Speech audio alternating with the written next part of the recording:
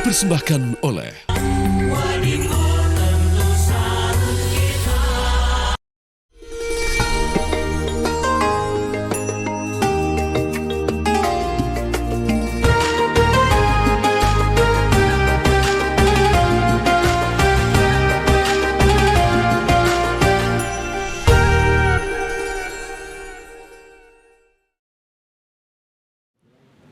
Bismillahirrahmanirrahim. Assalamualaikum warahmatullahi wabarakatuh.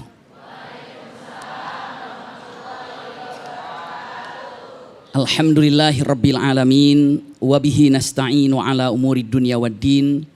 Wassalatu wassalamu ala sayyidina Muhammadin nabiyil ummi wa ala alihi wa ashabihi wa man tabi'ahu bi ihsanin ila yaumiddin, amma ba'du. Alhamdulillahirabbil alamin. Segala puji yang sempurna hanya milik Allah Subhanahu wa taala. Shalawat serta salam senantiasa terlimpah tercurah untuk junjungan kita Nabi besar Muhammad Rasulullah sallallahu alaihi wasallam. Semoga berkumpulnya kita di majlis yang sangat indah ini, seperti ini Allah kumpulkan di tempat ini, seperti ini juga kelak Allah kumpulkan kita di sorga Firdaus a'lanya. Amin ya rabbal alamin. Yang perlu kita ketahui, mungkin beberapa perasaan yang kita rasakan ketika ada keinginan lalu belum terkabul. Lalu kita tanya, ya Rabb, kenapa keinginan saya belum terkabul? Padahal saya sudah berusaha semaksimal mungkin. Bahkan ada doa yang selalu dipanjatkan setiap saat. Namun sampai hari ini belum terlihat kapan nampak doa itu akan dikabulkan. Tapi pada dasarnya ingat ayahanda bunda, bahwa bukan berarti saat Allah menghentikan ataupun tidak mengabulkan doa kita, bukan berarti oh jangan-jangan Allah benci saya karena doa saya belum dikabulkan. Tidak. Tapi pastikan Allah sedang menyiapkan sesuatu yang jauh lebih indah. Itu gambaran pertama. Andai sesuatu yang kita cintai ternyata hilang di depan kita, jangan diartikan Allah ingin mengambil kebahagiaan kita. Justru yang kita cintai itu bisa jadi sesuatu yang berbahaya untuk kita. Maka Allah ingin menyelamatkan sesuatu yang tidak baik yang ada di depan kita. Bagaimana caranya ya? Agar kita ini bisa benar-benar ikhlas menerima semua ketentuan Allah. Ingat, bukankah kita diciptakan oleh Allah untuk ibadah tujuannya? Wa ma khalaqtul jinna wal insa illa liya'budun. Tidak semata-mata Allah ciptakan jin dan manusia kecuali hanya untuk ibadah. Ingat, untuk apa Allah ciptakan kita? Jawabannya kalau kita untuk ibadah kepada Allah.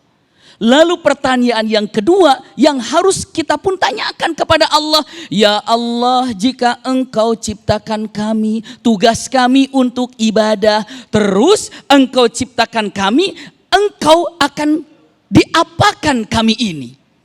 Apa yang Engkau lakukan kepada kami ini? Jawaban Allah dengan mengatakan, aku ciptakan kalian untuk aku sayangi.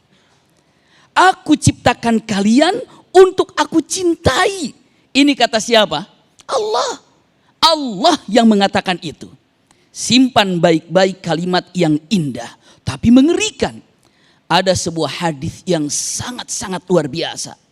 Setiap hari yang namanya gunung, yang namanya langit, yang namanya laut, yang namanya bumi, apa yang dia pinta kepada Allah?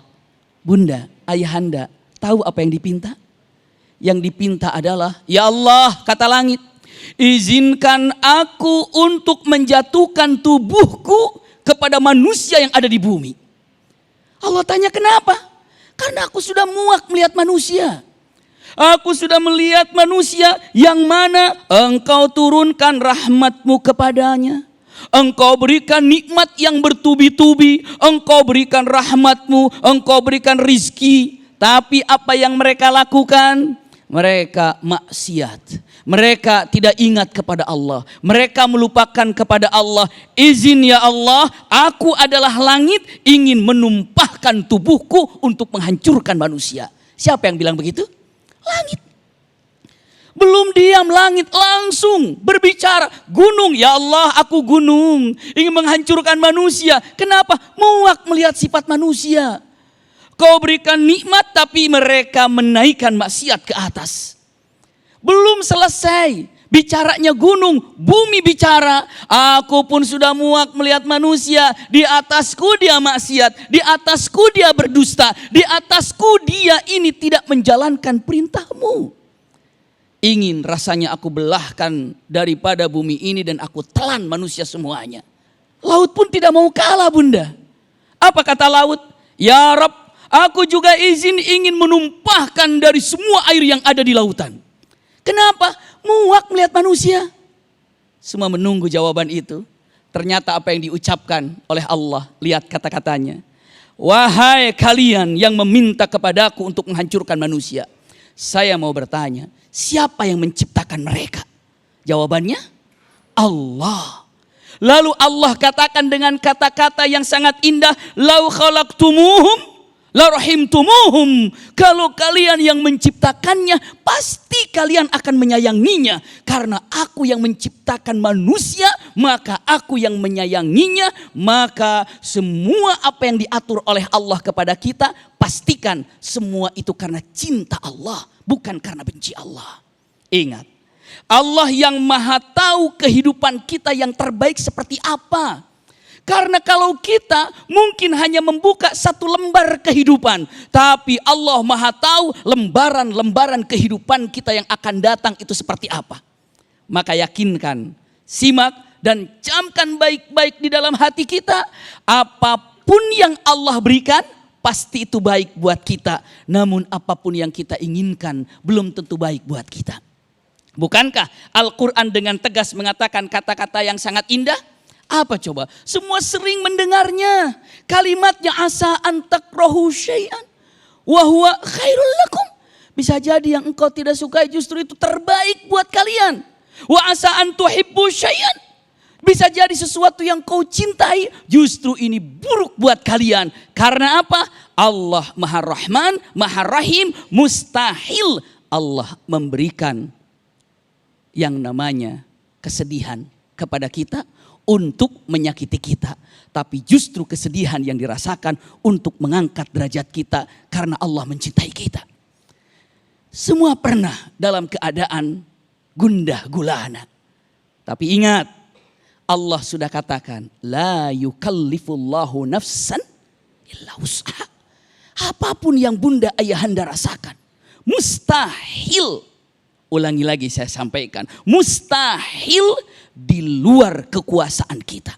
Allah tahu engkau mampu, engkau bisa, maka Allah berikan sesuai dengan keimanan kita, sesuai dengan kemampuan kita. Satu jalan yang harus kita yakinkan adalah berhusnudzon, semua apa yang diberikan oleh Allah ini terbaik untuk kehidupan kita dan bukan hanya di dunia, tapi di mana? Di akhirat. Maka kalau ada kata-kata takdir buruk, takdir baik, sebenarnya semua itu takdir baik yang Allah berikan. Hanya kita merasakan itu adalah buruk. Apakah ada di antara kita yang ingin sakit? Tidak. Tapi justru penyakit itu mengangkat derajat dan menghapus dosa. Bukankah itu kebaikan? Ya, maka itu dikatakan khairun la yutlab, kebaikan yang tidak pernah diharapkan. Mudah-mudahan singkat dari apa yang disampaikan ada manfaatnya. Jazakumullah khair ala husni istima'ikum. Bismillahirrahmanirrahim. Assalamualaikum warahmatullahi wabarakatuh. Alhamdulillahirrabbilalamin, segala puji bagi Allah atas segala rahmat dan hidayahnya pemirsa. Sahabat jiwa, kita bisa bertemu kembali malam hari ini dalam program Renungan Jiwa. Malam ini tentunya kita akan mendengarkan tauziah dari guru-guru kita, mendengarkan untayan hikmah penuh makna, sembari belajar meneladani hikmah dari narasumber inspiratif yang hadir pada malam hari ini. Tadi kita sudah dengarkan guru kita yang pertama, ada Ustadz Abi Maki yang tadi sudah menyampaikan tauziahnya, dan nanti akan ada juga guru kita kita, Coach Muhammad Aqil Baihaqi. Tema kita malam ini adalah bantu aku dalam menjalani takdirmu ya Allah. Sahabat jiwa, terkadang hidup tidak seindah yang kita inginkan. Seringkali kita menginginkan sesuatu tapi Allah ternyata menakdirkan hal yang berbeda. Padahal ternyata apa yang menurut kita baik belum tentu baik menurut Allah. Dan begitu pula apa yang tidak baik menurut manusia bisa jadi itu baik menurut Allah. Itulah maka kita penting untuk mengimani takdir Allah dengan cara yakin, bersyukur, dan juga tetap berusaha dan berdoa agar Allah memberikan kebaikan kepada kita semua. Sahabat jiwa, seperti tamu kita yang hadir malam hari ini, beliau ini ditakdirkan oleh Allah memiliki keterbatasan dalam penglihatan, di mana ia tidak dapat melihat sejak usia yang cukup belia, yakni usia 12 tahun. Namun beliau tetap bersyukur dan juga menjalani takdir Allah, dan kini beliau ini menjadi guru sekaligus seorang pengajar di sekolah umum. Bahkan tidak hanya itu, beliau ini juga menjadi kandidat tokoh inspiratif seprovinsi Jawa Barat. Masya Allah, saya perkenalkan sudah hadir di samping saya, beliau ini adalah Bapak Rafiq Akbar. Assalamualaikum Pak Rafiq. Waalaikumsalam warahmatullahi wabarakatuh. Bagaimana kabarnya Pak Rafiq? Alhamdulillah Mbak, sehat sekali. Alhamdulillah sehat. Saya senang sekali Pak Rafiq meluangkan waktu untuk program Renungan Jiwa malam hari ini. Terima kasih Pak Rafiq sudah meluangkan waktu. Dan Bapak, saya sangat kagum dengan pekerjaan Bapak, yakni menjadi seorang guru dan juga pengajar. Ditambah Bapak ternyata memiliki keterbatasan dalam melihat dunia ini. Pak Rafiq, boleh dikasih tahu kepada sahabat jiwa di sini, Bapak ini mengajar di sekolah mana dan mengajar mata pelajaran apa Pak? Sahabat jiwa semua, semoga dalam sehat walafiat. Saya saat ini berprofesi sebagai guru mata pelajaran pendidikan agama Islam di SD Negeri Pengadilan 5 Kota Bogor. Dan alhamdulillah sudah hampir 5 tahun saya ditugaskan di sana. Meskipun saya asli lahir di Jakarta dan sekarang harus tugas di Bogor. Seperti itu Mbak. Masya Allah, selain mengajar di sekolah umum, apalagi aktivitas Bapak sehari-hari? Informasinya ada mengajar di tempat lain lagi ya Pak Rafiq? Ya alhamdulillah, saya masih dipercaya menjadi pengajar Al-Quran Braille di beberapa majelis ta'lim tunanetra di daerah Jakarta Selatan dan juga di Bogor Mbak. Masya Allah, nanti kita akan gali lebih dalam lagi mengenai sosok dari Pak Rafiq Akbar, sahabat jiwa. Namun kita akan jeda terlebih dahulu, jangan kemana-mana, tetap bersama kami dalam program Renungan Jiwa yang dipersembahkan oleh Sarung Wadimor, tentu sarung kita. Banyak cerita dari guru-guru senior, gimana tunanetra mengajar gitu. Di sekolah yang umum, yang muridnya bukan disabilitas gitu.